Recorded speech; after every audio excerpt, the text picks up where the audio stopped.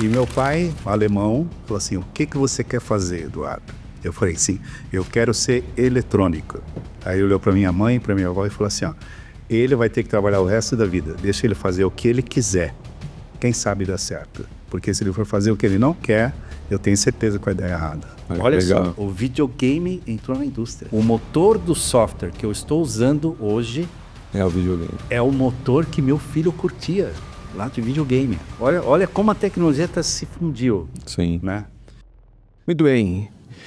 Bom dia, boa tarde, boa noite, independente do horário. Bem-vindos e bem-vindas a mais um episódio do podcast Anote Aí. E hoje nós vamos estar falando com Eduardo Friedman. Nós vamos estar falando sobre indústria de máquinas, sobre indústria de embalagens. Vamos falar um pouco de futuro, como isso vai influenciar essa indústria, né, e a indústria como um todo, claro, trazendo a experiência do Eduardo. Agradecendo mais uma vez, não só a participação de vocês, mas também a Doce de Leite Prime, o melhor doce de leite do mundo, nosso patrocinador e apoiador, que vocês vão ter acesso aí ao cupom de desconto que vai aparecer na tela, beleza? Mauro, tudo bem? Legal, muito obrigado, super bom estar aqui novamente, pessoal, obrigado por estar conectado. E hoje o Géser trazer no Eduardo Friedman, e trazer o Eduardo Friedman é muito legal, porque a gente estava conversando no bastidor, né? Somos amigos de Senai, quer dizer, faz muito tempo, a gente tinha 14, 15 anos de idade. Eu me lembro sempre quando nós... Tem muitos sonhos. E bobagens também, porque lembra quando nós inventamos o moto contínuo? Era loucura. Nós fizemos um moto contínuo, agora a energia... Agora vai. Não vai ter problema de energia no mundo, porque eu e o Friedman tínhamos inventado o moto contínuo. Aí a gente foi levar... Falou o quê? A gente foi levar o professor a apreciar, né? O professor de desenho, né? O professor chamava professor Ferro, lembra? Sim, lembro. Aí falou, professor, nós inventamos aqui uma maneira de economizar energia e tal. Ele olhou e falou, vocês estão loucos? Hoje o aluno ganharia um parabéns, porque o cara conseguiu pensar. Naquela época, levou uma comida dele, porque ele falou assim, como? Vocês estão inventando o moto contínuo? Isso não existe. Aí mostrou, aqui você vai ter perdas e uma hora vai parar. Né? Mas a gente tinha inventado o moto contínuo, hoje a gente está inventando aqui o nosso podcast. Então é muito bom tê-lo aqui.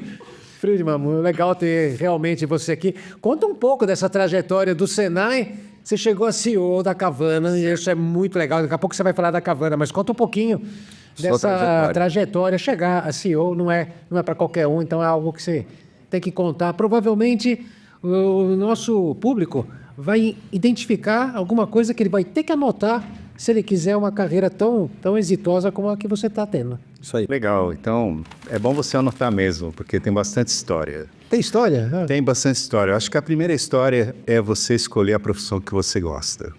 Né? Então, meu pai dizia isso, se você escolher uma profissão que você gosta, você não vai trabalhar o resto da vida, você vai se divertir. E foi realmente o que aconteceu comigo. Eu escolhi a profissão que eu queria. Tinha uma época que eu tinha entrado no Senai de Mecânica de Precisão da GM. E eu tinha passado em segundo lugar e eu estudava no Senai. Você se lembra? A gente estudava no Senai, que era o Senai grátis. Nós não tínhamos nem empresa que suportava as nossas aulas ali, né? E na época eu queria ser eletricista. E minha avó, rapaz, ela falou, não, você tem que entrar em uma empresa americana, você tem que ir para lá e é importante. Eu falei, eu não quero ser mecânico. E meu pai, alemão, estava lá pertinho, ele ficava só ouvindo. Aí uma hora ele bateu na mesa e falou assim, o que você quer fazer, Eduardo? Eu falei assim, eu quero ser eletrônico. Aí ele olhou para minha mãe, para minha avó e falou assim, ó, ele vai ter que trabalhar o resto da vida, deixa ele fazer o que ele quiser. Quem sabe dá certo. Porque se ele for fazer o que ele não quer, eu tenho certeza que vai dar errado. Então, acho que aí começou a coisa certa, escolher, né?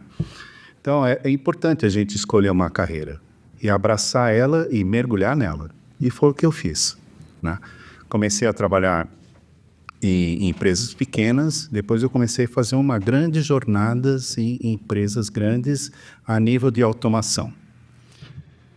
Posso me considerar uma pessoa bastante abençoada, porque eu sempre estive na hora certa, no momento certo, aonde a tecnologia de ponta era acessível. Ou seja, eu peguei a migração da elétrica para o PLC, quando o PLC era muito disponível. Aí eu trabalhei numa empresa automotiva fazendo automações de linhas robóticas de automação de solda de carrocerias. Trabalhei vários anos. Depois mudei para a empresa de máquinas de usinagem, onde ali também era algo que era fantasioso, mas na época que eu entrei naquela empresa era a tecnologia no top, mas disponível, né, com preço acessível. Era quando chegou no Brasil a substituição das máquinas manuais pelas máquinas CNC. Depois disso eu mudei para o mundo das máquinas de embalagem. E nas máquinas de embalagem foi onde eu me apaixonei por esse mundo. Porque a embalagem, ela é algo muito próximo do ser humano, né? Então, quando a pessoa está andando no mercado, a primeira coisa que chama a atenção dela é o formato da embalagem, a cor da embalagem, a mensagem que a embalagem está passando e depois o conteúdo, né? Então, isso me chama muita atenção, porque, no fundo, quem guia a embalagem e o mercado de máquinas de embalagem é o consumidor final. E os nossos clientes, eles estão constantemente tentando atrair essa atenção desse cliente, seja pelo produto que está dentro do pacote, ou seja pela forma do pacote e até mesmo agora pelo tipo de embalagem. Não sei se vocês percebem, existem muitas embalagens que têm o aspecto de um papel. Elas não são 100% papel, mas elas têm um apelo, né, ecológico, e que a nova geração, elas são muito assim, críticas em relação a isso, né? Hoje, a minha mãe, se ela for comprar um pacote, ela não está nem interessada se é ecológico ou não. Mas hoje uma pessoa de 30 e poucos anos, ela tem um padrão ecológico muito forte. Se ela tiver que comprar um produto de plástico puro, ou um produto que tenha um aspecto, ou que traga uma mensagem que possa ser biodegradável, alguma coisa, ela compra aquele produto, porque ela tem essa consciência muito diferente de quando, de muito tempo atrás. E o que te fez, né, essa paixão, né, pelo mundo das embalagens, quando você olha e fala assim, essa paixão combinada com a minha formação, né, pelo trabalho que eu escolhi, né, como isso foi provocando em você, naturalmente ou intencionalmente, uma carreira e um crescimento para se tornar um C-level presidente de organização? Exato. Eu acho que foi assim, primeiro a minha profissão, a profissão de engenheiro eletrônico, dentro do ambiente, de um contexto industrial, sempre existia a necessidade de você automatizar, criar automações de vários níveis. E isso aqui sempre me motivou muito a estar presente dentro dessa área. Esse percurso, vamos dizer, esse interesse meu por essa área, me levou também para vários países. Eu morei em vários países. Eu morei 3 anos na Holanda, morei na Alemanha, morei quase 10 anos na Itália e trabalhei nas 3 grandes empresas que fabricam máquinas de embalagem para todos os tipos de produto. Desde cigarros, embalagem de cigarros, que são processos muito complicados, muito críticos. Depois o mundo alimentar e o mundo farmacêutico. Então eu tive a oportunidade de trabalhar. E também trabalhei nos 2 polos mais importantes do mundo de packaging, né? Enquanto ali na Califórnia a gente tem o Silicon Valley, né? Na Alemanha nós temos o Packaging Valley, que é no centro de Stuttgart. Você faz um raio de 150 quilômetros. Todo mundo que fabrica máquinas de embalagem na Alemanha está dentro desse raio. E na Itália, você também tem o Packaging Valley, que é o centro dele, é Bolonha.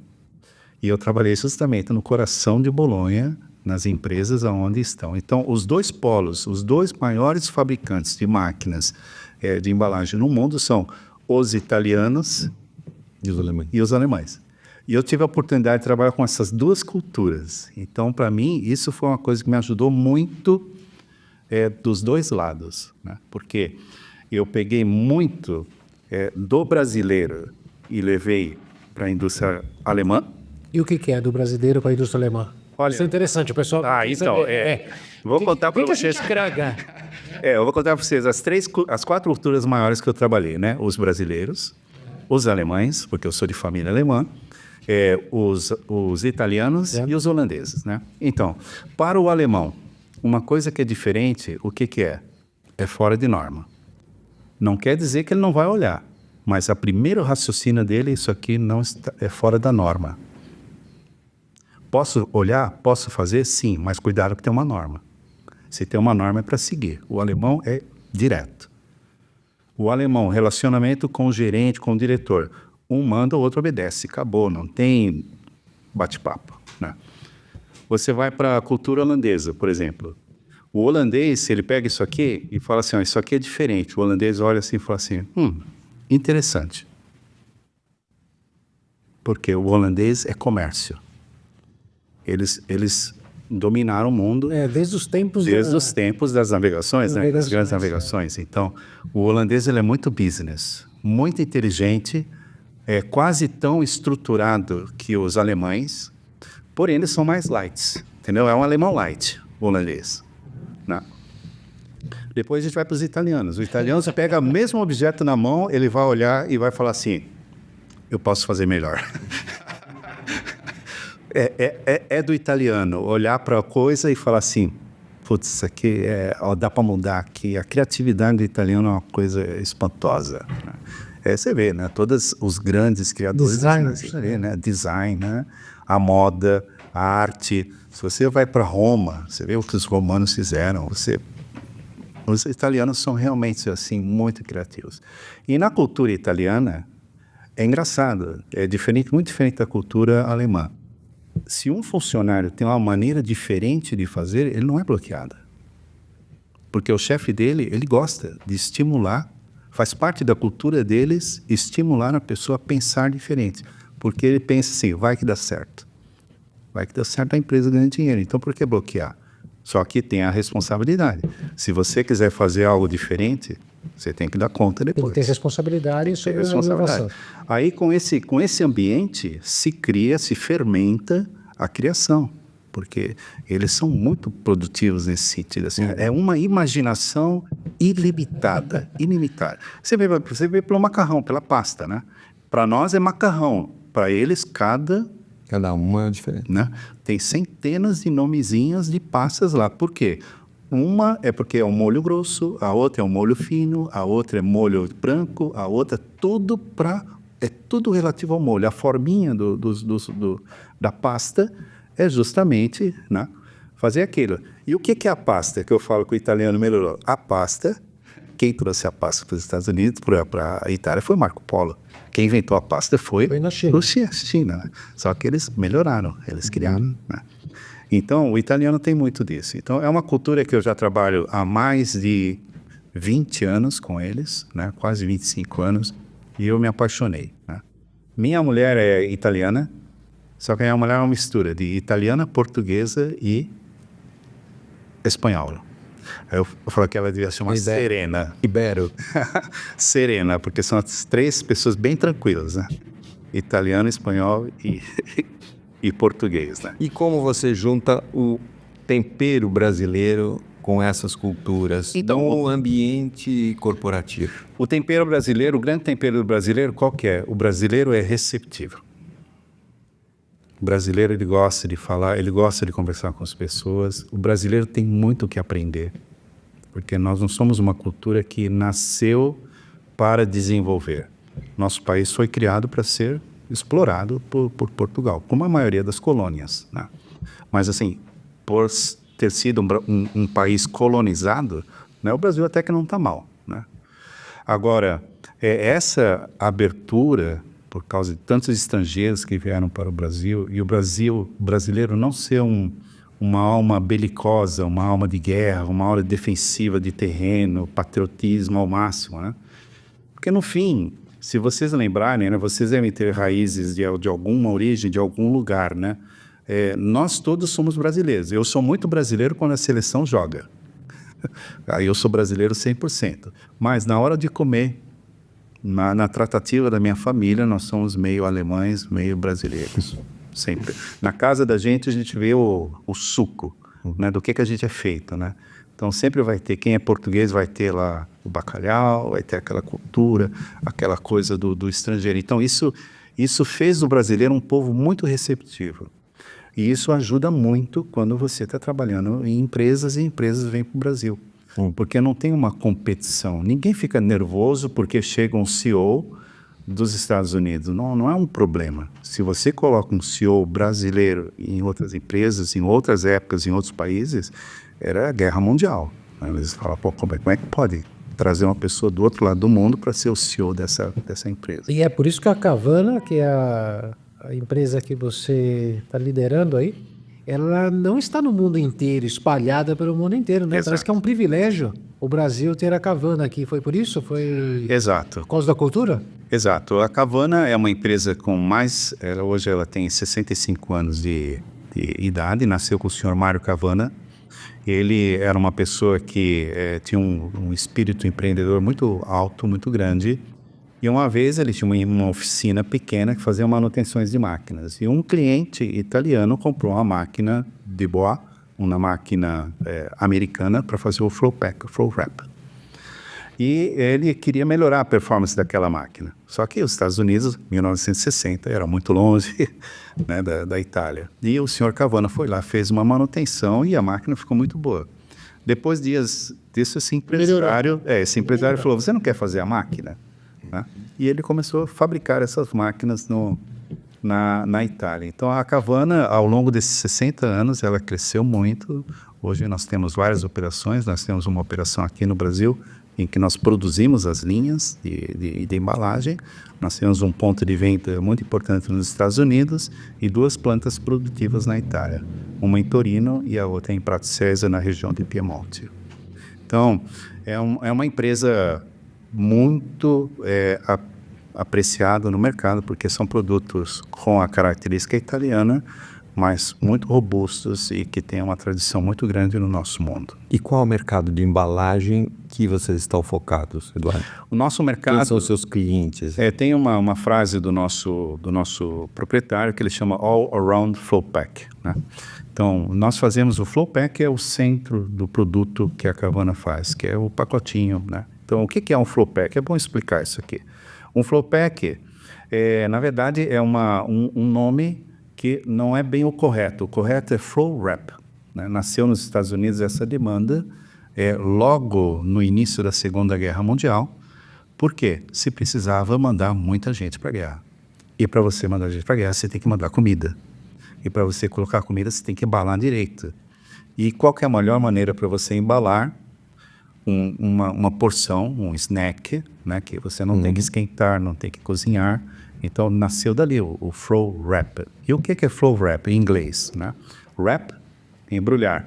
Flow, fluxo, um fluxo contínuo. Então, o que é? Você embalar um produto que está andando, num certo sentido, você embrulhar ele. Tá? E isso nós podemos fazer até 1.800 produtos por minuto. Imagina um fluxo de 1.800 biscoitinhos por minuto, você conseguir embalar em um movimento contínuo. Então, é uma tecnologia muito alta. Agora, embalar é relativamente simples fazer isso. Agora, fazer as porções, né? Imagine que você está no supermercado, entre a prateleira de biscoitos e de chocolates, né? Tudo que você vê ali dentro do pacotinho é o que a Cavana faz. Só que atrás daquele pacotinho tem um mundo. Existem linhas que são imensas, linhas de mais de 200 metros de comprimento. Você tem uma ideia, hoje um forno de cracker atual, ele tem 2,5 metros de largura, saída do forno, ele tem 100 metros de comprimento. Ele faz 6 toneladas de produtos por hora. 6 toneladas de produtos que saem. Como é que você vai separar 6 toneladas de produto, biscoitinhos, e fazer um pacotinho de 2? Porque o que você está explicando, né, Eduardo, é mais do que só embalar. Exato. É a industrialização do alimento também, da Exato. produção do alimento, para que, vamos dizer assim, e aí eu vou usar minha ignorância na indústria de alimento aqui, é você assegurar questões biológicas, de saúde alimentar, de segurança alimentar dentro da linha. Não é fazer uma máquina comum que vai ter riscos de contaminação. Ou seja, a preocupação que vocês têm que ter, desde dos ingredientes até o pack pronto, né? A porção pronta é enorme. Aí você foi para a paixão da embalagem, viveu nos lugares onde tinha um ambiente correto, caldo sensacional, e aí, por fim, veio a paixão pelo alimento. Exato. Essa trajetória sua de CEO. Exato. Tudo corroborou para isso, né? Trabalhar nas melhores empresas, trabalhar sempre uma evolução contínua, Mas até aí culminar. é a pergunta de milhões, Eduardo. Você queria ser o CEO? Então, Você achava que era uma missão? Ou você, de novo, a questão da oportunidade, os fatores certos de pressão, O CNTB. temperatura? eu sempre tive o sonho de tornar um CEO. Eu sempre ficava furioso quando os caras do MBA cortava. Não, porque é legal, porque tem gente assim, como é que você virou CEO? Mas sabe por quê? Eu era muito técnico. E para você ser um CEO, você tem que ser mais humano. Ok. No sentido de que você não pode ser mais muito técnico. Você tem que ser mais estratégico. E uma estratégia sem considerar o elemento humano, você vai falhar miseravelmente.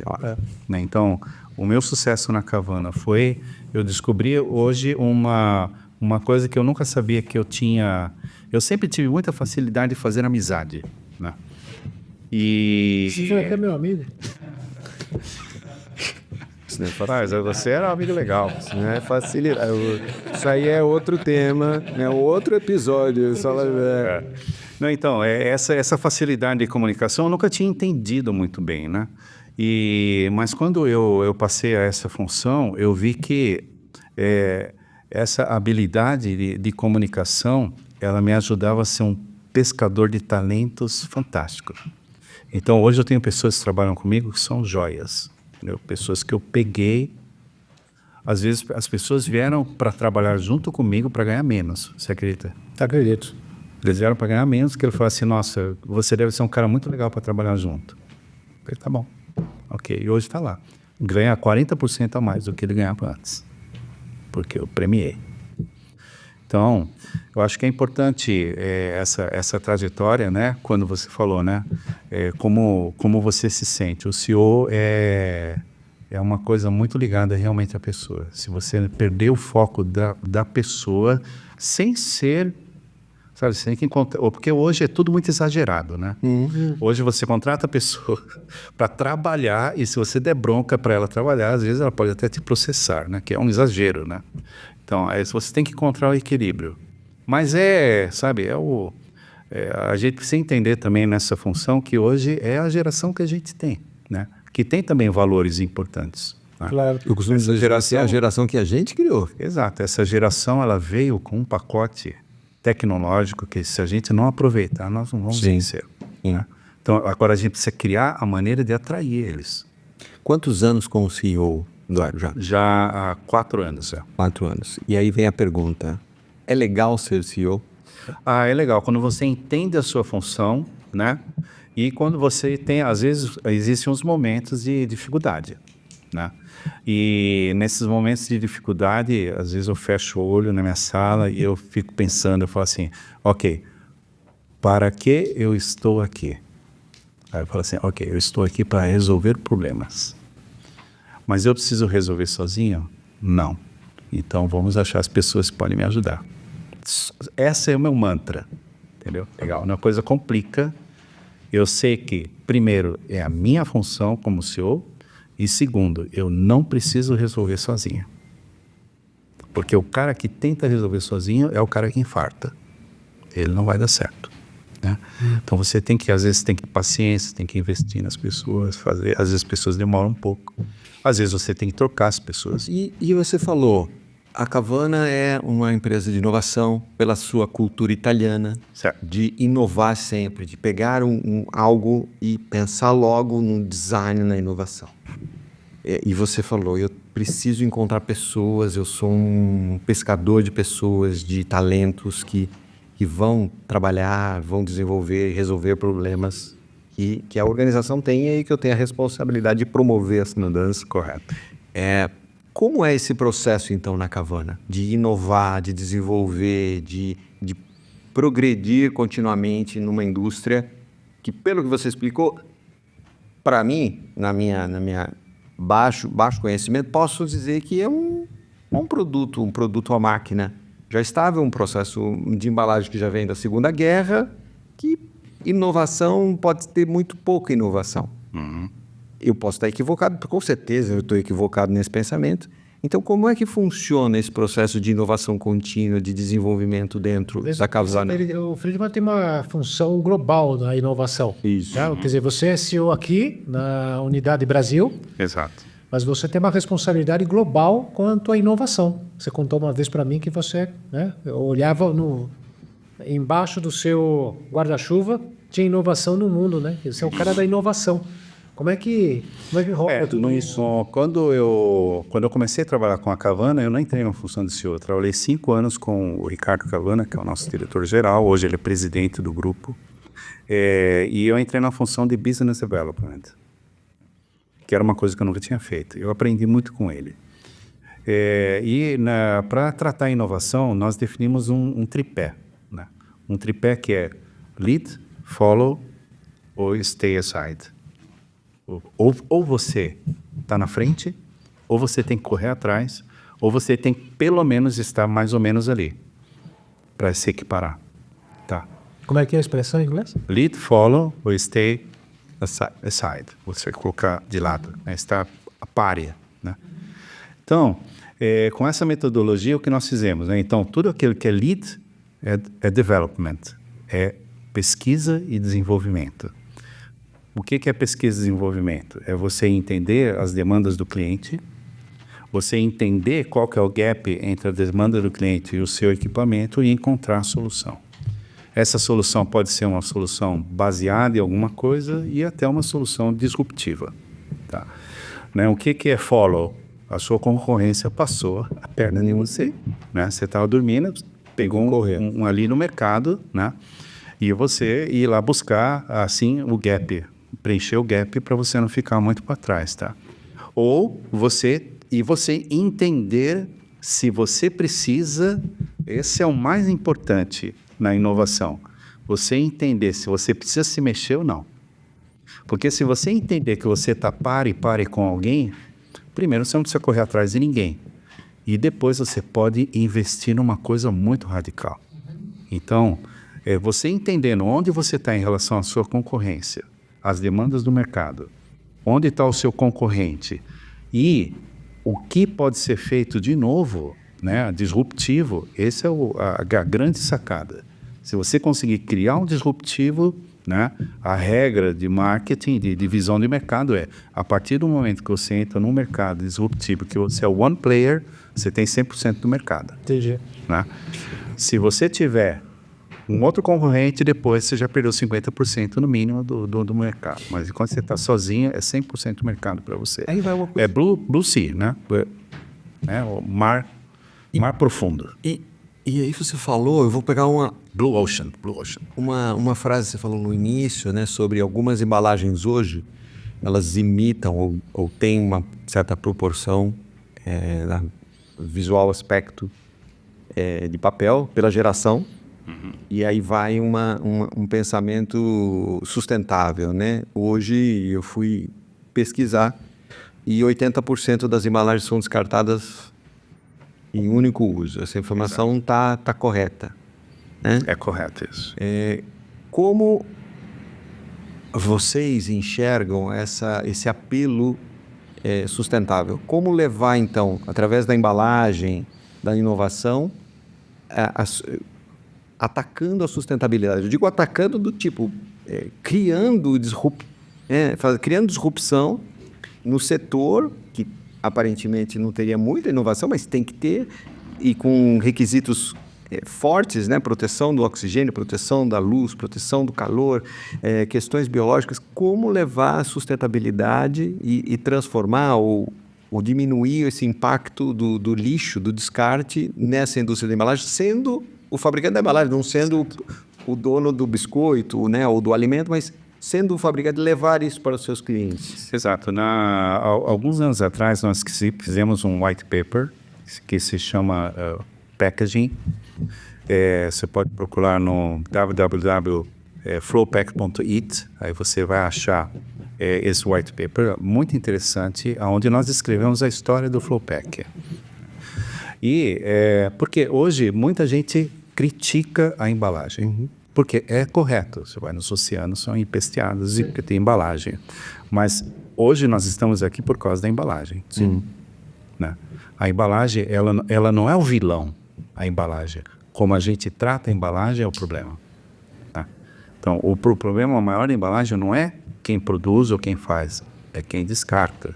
Essa cultura que a gente precisa criar. O que a Kavana fez? A Kavana desenvolveu um laboratório. Hoje nós temos 2 especialistas dedicados só para material de encarto, né, o filme. Nós desenvolvemos um sistema de solda que ele é controlado, ele não é controlado, ele é monitorado por vários sensores de pressão, dinâmica, de torque, de tudo que você pode controlar para entender quais são as variáveis que você tem que ter sob controle para poder fazer uma solda correta. Tá? Isso aqui tem dado um resultado. Então, nós disponibilizamos para o nosso cliente também o nosso laboratório de testes para o filme que ele quiser testar.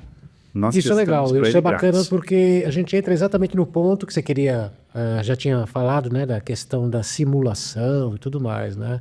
Quer dizer, eu quero inovar. Então você falou, primeira coisa, eu tenho que saber o que o mercado quer. Exato. Então você tem que escutar o mercado. Segundo, você criou um ambiente, a Kavana oferece esse ambiente aos seus parceiros para fazer experimentações lá. Exato. Isso é interessante. Isso lá na Itália. Isso na Itália. E até onde vai essa inovação? Hoje vocês já utilizam, se beneficiam ou percebem a necessidade de receber, de utilizar a inteligência artificial? Ou ainda é algo incipiente no mercado de máquinas? Como nós estamos usando a inovação hoje, né? Eu acho que o Mauro lembra quando eu mostrei para você, né? Então, qual que é Imagina que esse muro aqui, ó, é o produto. Tá? Imagina esse muro andando a 50 metros por minuto. Imagina quantos produtos estão andando. Né? Isso é um grande problema uma grande característica dos nossos produtos. São velocidades muito altas. E eu não consigo simular isso na minha fábrica. E para o meu cliente também é um problema, porque ele compra uma linha de milhões de reais, aonde no fim é esse volume que vai chegar, e nem ele nem eu conseguimos testar. Então o que nós fizemos? Nós criamos um simulador de produto, onde nós pegamos os elementos 3D de projeto, colocamos dentro desse simulador. Esse simulador ele consegue fazer a simulação perfeita do produto com as características físicas corretas. Então ele está com a gravidade, se ele bater ele desvia, se ele bater ele quebra. Nós podemos fazer todas as simulações como se fosse o mundo real. E isso tem nos ajudado muito para resolver algumas equações que são muito difíceis de resolver. Porque se nós não fizermos isso, nós vamos ter que testar a máquina de uma maneira bastante... Imagina, uma linha que tem que funcionar 24 horas por 7, né? Eu consigo testar ela 20 minutos para garantir um OE de 90% e uma eficiência de 98%. É muito complicado. E pior, eu só vou fazer isso na casa do cliente. Não, é pior ainda. Pior ainda, quando o cliente estiver mexendo na receita. Vai parar a fábrica do cara, vai criar um monte de problema. Então, nós estamos fazendo isso, incluindo também a própria automação. Então, a automação, ela entra junto dentro desse sistema. Porque a gente não vê assim, você falou 1.800 produtos por minuto. Por minuto. É absurdo. Quando eu fui 24 horas por dia, 7 dias por semana. Eu fico imaginando aqui, se você não tiver o fabricante, não só vocês como fabricantes da máquina, mas também o cliente, não tiver trabalhando com internet das coisas, Big Data... Exato. Ele não está na indústria, né? 4.0 aqui já faz isso, né? Vamos dizer assim, é básico, né? É o básico. Cada dia mais a gente vê os clientes mais evoluídos, eles sempre entregam para nós um pacote que chama URS, né? User Requirements Specifications. Então, nesse caderno, ele diz algumas coisas que eles querem. Então, hoje eles pedem, por exemplo, sensores com detecção, tá? Eles pedem sistemas de visões inteligentes, tá? Tudo isso pensando em criar um sistema. Agora, qual que é a minha estratégia? A minha estratégia não é fazer isso dentro da fábrica do cara. eu quero fazer isso no ambiente de simulação. Porque a minha intenção de usar a inteligência artificial, antes de usá-la no mundo real, eu quero usá-la no mundo teórico. Então, o que nós estamos fazendo com o Kavana? Nós capturamos as informações das nossas máquinas de todas as maneiras possíveis, jogamos para a nuvem no Big Data.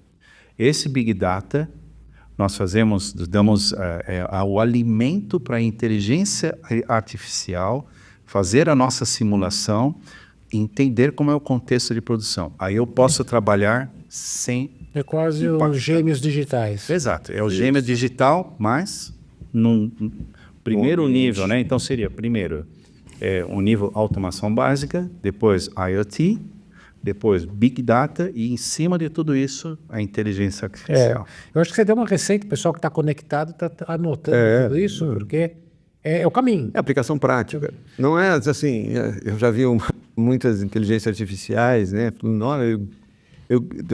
Criei inteligência artificial. O que você está fazendo? É uma câmera que filma se a embalagem está certa ou está errada. Isso é básico, vamos dizer assim. Isso é inspecionar o problema. O que você está nos contando aqui é antecipar o problema. Exato. É trazer todos os dados, né? São camadas. Foi perfeito isso, Eduardo. Camadas de tecnologia até chegar à inteligência artificial para manipular essa tecnologia. É assim, imagina esse fluxo andando. Eu quero dizer, está chegando um fluxo de produto, de milhões de produtos por minuto. Tá? As variáveis são essas e eu quero obter um AE de 91%. Qual que é a configuração dessa linha? E a inteligência artificial vai trabalhar essas variáveis. Então, eu acho que você deu uma receita super importante na questão de tecnologia, mas você começou a nossa conversa hoje falando que você conseguiu fazer a transição do técnico, e eu me lembro que você era muito técnico, e passou a pensar em seres humanos, e por isso que você chegou aonde você chegou. O que você está fazendo hoje na Kavana pelas pessoas? Quer dizer, como é que você está treinando pessoas? Como é que vai sair dali um novo CEO? Exato. O que você está fazendo em termos de ser humano, Eduardo? Olha, a primeira coisa é você dar uma direção. Tá? Direção o que é? Vamos pegar o norte. Tá? Vamos para lá. Não exatamente o local. Então, por exemplo, eu tenho uma pessoa que... tem algumas pessoas na minha cabeça que podem me substituir como CEO. Tá? Elas já estão avisadas. Eu já digo, você é um candidato para ficar no meu lugar. Só que, primeiro, você tem que ter minha experiência. Segundo, você tem que aprender comigo. Se você der o salto maior, você não vai dar conta. Porque você precisa trabalhar aqui, aqui, aqui, aqui, aqui. Então, eu dou essas instruções para as pessoas. Outro ponto muito importante do nosso mundo de máquinas, eu entendo também do mundo industrial, é a rotatividade das pessoas. Então, hoje, o que nós estamos feito na Kavana, nós temos que encontrar uma maneira, e a inteligência artificial pode fazer isso muito, é como você colocar o conhecimento como propriedade da empresa. Então, eu sempre falo assim, o conhecimento de como fazer as máquinas é da Kavana. A performance, como fazer elas, é sua. Sabe? É a história do piloto e do carro. O carro pode ser o que for, mas se o piloto for ruim, não tem jeito. Né? Mas quem tem que ganhar dinheiro, o piloto vai ganhar dinheiro, mas o cara que faz a máquina tem que ganhar muito mais. Muito mais. Porque o conhecimento tecnológico é dele. Né? Então, é muito importante você criar condições para que essas pessoas possam entender aonde elas podem chegar. O primeiro ponto que você perguntou. Mas existe hoje um grande desafio no Brasil. Né? Mão de obra técnica no Brasil hoje é muito complicado. Esse era o ponto que eu queria que você chegasse, né? Porque, diferentemente da Europa, dos Estados Unidos, da Alemanha, da Holanda, da Itália, onde eu trabalhei, o Senai que a gente fez 40 anos atrás, nós saímos com uma bagagem assim muito boa. Hoje a gente vê que, primeiro, as escolas técnicas pioraram muito. Segundo, a geração mais nova não tem interesse pela parte técnica. Eles, na questão da internet, youtuber, influencer, Tem gente que faz podcast. Pô, tem gente que ganha 100, 200 mil, bicana, né? Esse negócio. O cara fala, eu estudo engenharia, você tá louco? Tempo de maturação, salários. É um ambiente hostil, né? Então, o que eu estou procurando fazer, tá? Essa parte de simulação é muito interessante. Esse software que nós usamos de simulação é um software industrial, fabricado por uma grande empresa de eletrônica, tá? Interessante. Sabe qual que é o engine desse software? É de um videogame. Olha só, o videogame entrou na indústria. O motor do software que eu estou usando hoje É o videogame. é o motor que meu filho curtia lá de videogame. Olha como a tecnologia se fundiu, Sim. né?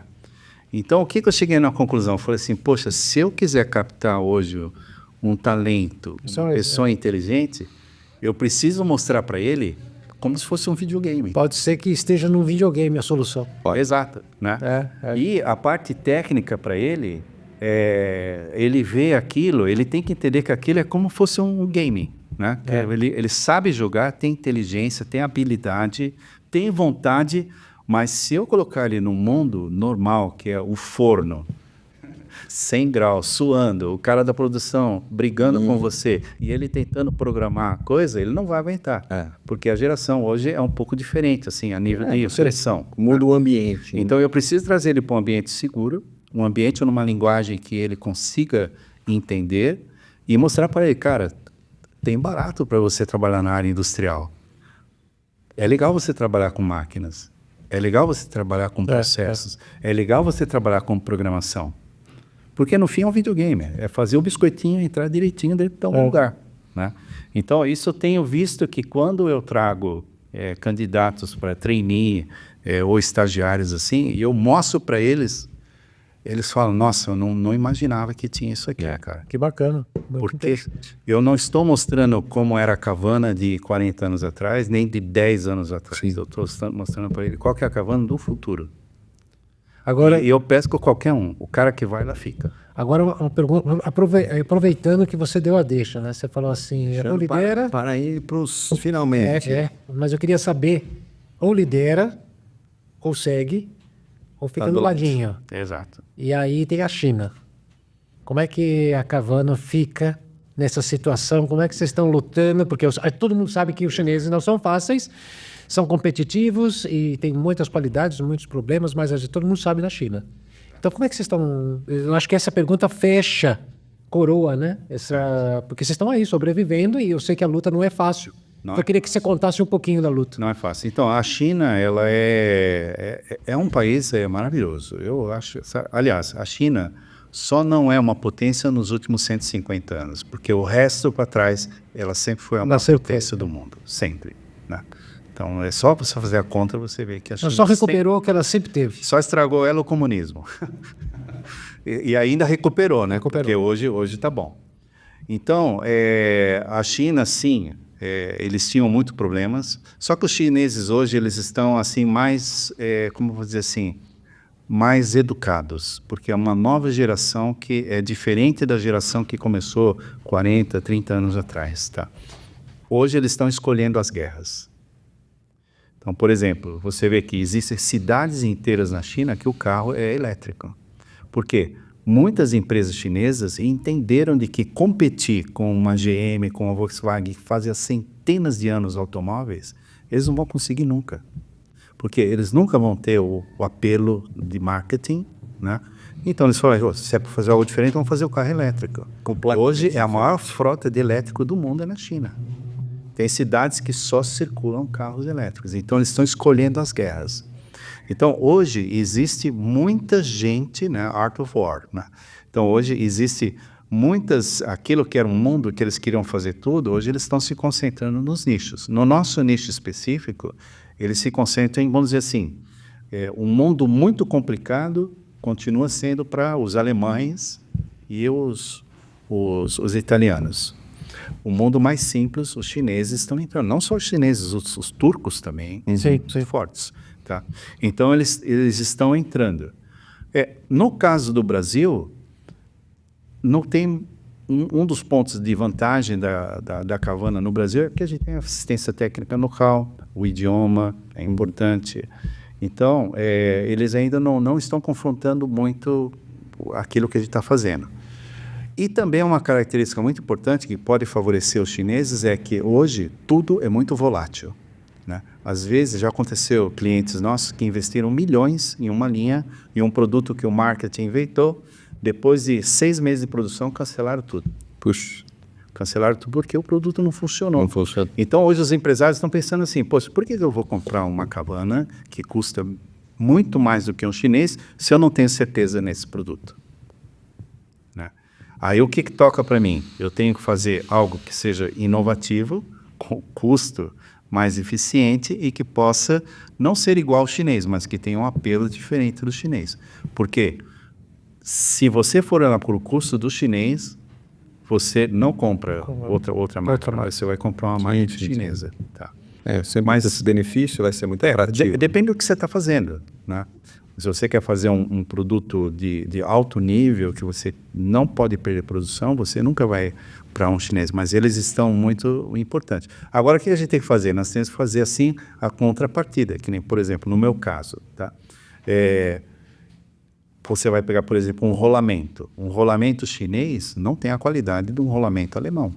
Mas não é tão ruim tanto. Ele hoje já está bem melhor. O que eu faço? Eu posso colocar rolamento chinês onde eu não tenho muita carga. Tem solicitação. Exato. Eu ponho numa porta que abre e fecha, tem um rolamento. Por que eu vou colocar um rolamento alemão? Né?